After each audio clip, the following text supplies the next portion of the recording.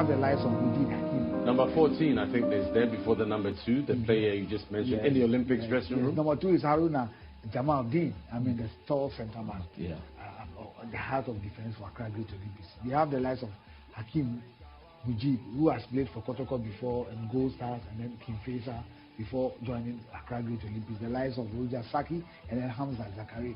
These are players that Olympics can, or Anoka can introduce if the going gets tough. But for Legon cities, yes, they made some very good signings. As I said, the players that I know, if they are the same players that are going to play for Legon City, then they are good to go. But you cannot use names to play Ghana football today. At the end of the day, why not? Yeah, there are some players that they made name for themselves in the Ghana Premier League 2 seasons ago, 2.5 seasons ago, and they've not played. So bringing them into the team or trying to give them the opportunity to play, they need to prove themselves. Indeed. I saw Baba Mahama played against Bekum Chelsea. Personally, I wasn't happy about his performance.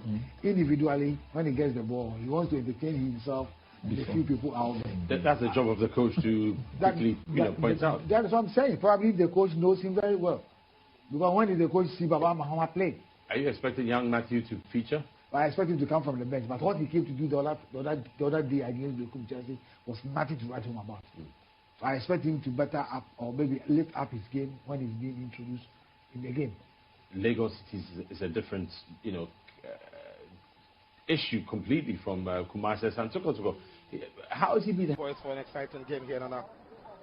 Lagos City will be hoping to get the 3 points, but they are away from home at home today against Olympics, who had a very, very impressive result in that game against India and Takwa.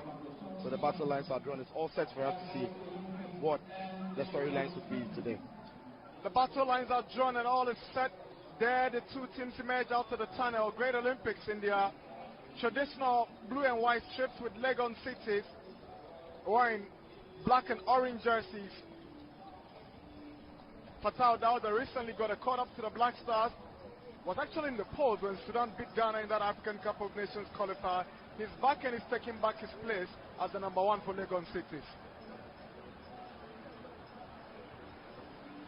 Joseph Ajay had a very difficult night the other day when they played against Bekum Chelsea. Hopefully, he will make a mark today and give a good impression to his coach.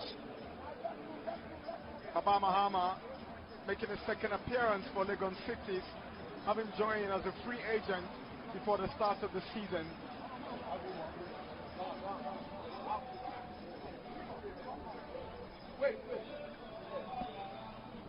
The 2020-2021 Ghana Premier League is into week 2, and this is the second game of the second week matches. Earlier today, it was 11 Wonders who really made a bold statement.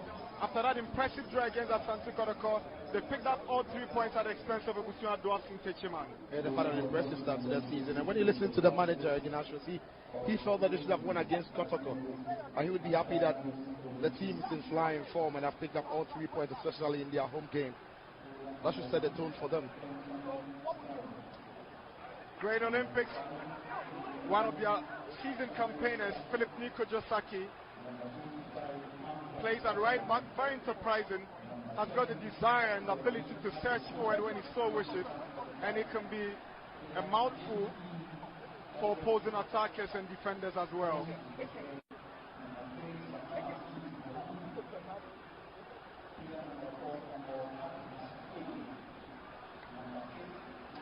Great Olympics making one change to the team that got a point against Mediama in Takwa the last weekend. Eric Osebo also maintains his place. The Samuel Kwe who has been shifted up front. Mudasiru leads the attack together with Abe, and Glasina Wako keeps his place in the heart of the midfield for Great Olympics.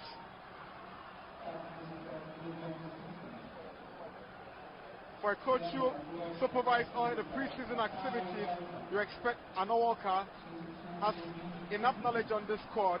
So there's just one change to the Legon Cities team that drew against Bekum Chelsea.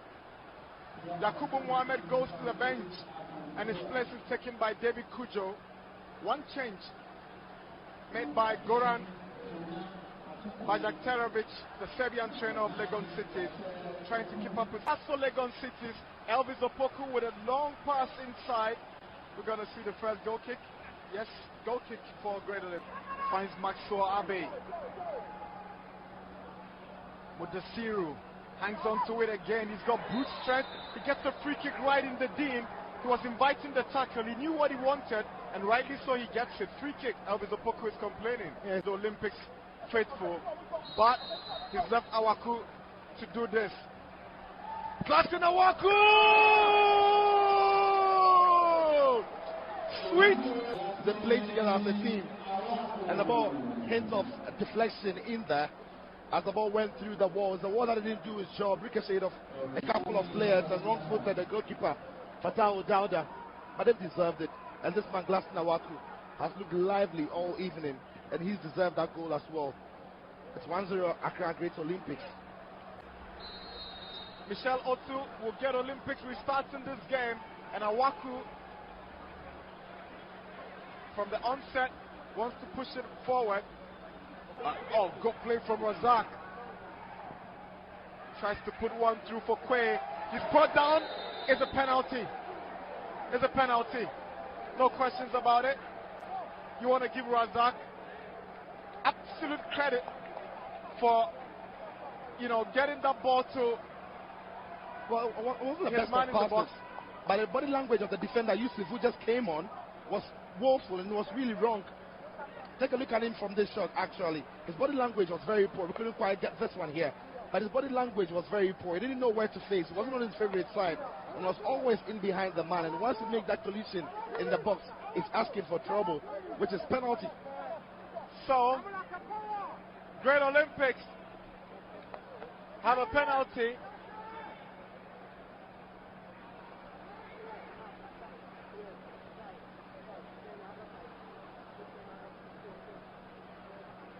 Captain of the side, Maxwell Abekwe, steps up for this penalty. Olympics with an opportunity to make it 2.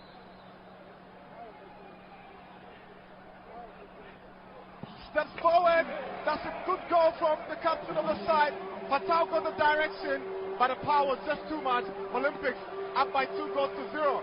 Yeah, Maxwell Abekwe. Starting the second half just like the end of the first. Starting the second with a goal like the end of the first with a goal.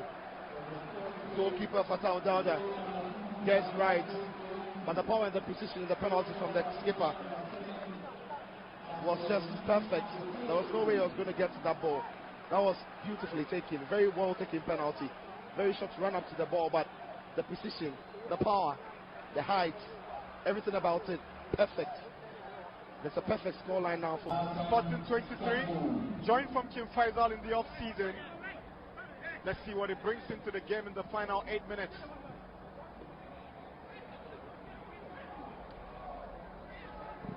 That's a good one. Brilliant goal from Samuel Abeasi. Magnificent strike. Great Olympics. Out cloud 9 certainly.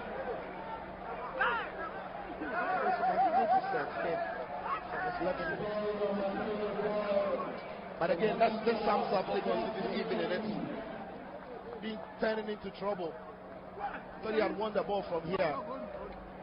And there you see him, he was turning into trouble. And once he was pressed and then chased and closed down, as they've done all evening, the opportunity presented itself, and the way he lashed through that ball, always difficult for the goalkeeper to get to it.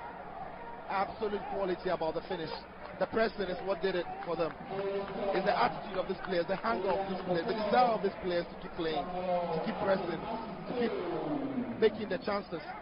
And once at the front end, and there he goes.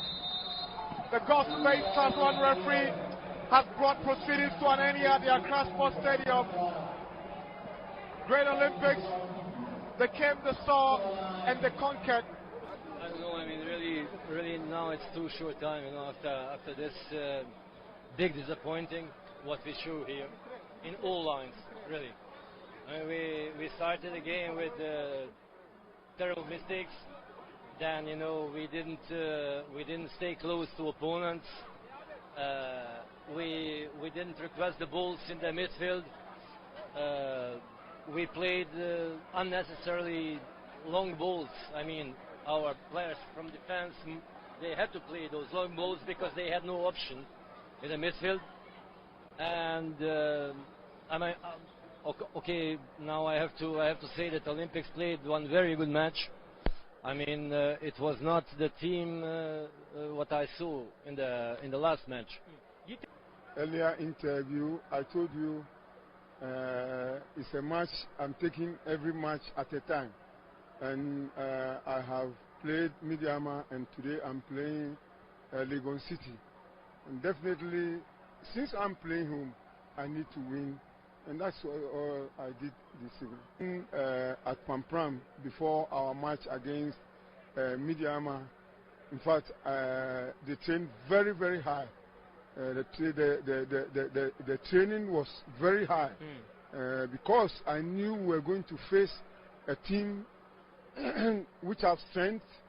So, in fact, I took them through a hard training that made us even had a draw at, and I realized this year's league, if you are not ready with fitness and tactically, then it means you cannot get anywhere in the league. We give all the credit to God, and secondly goes to the technical staff. I mean the coach.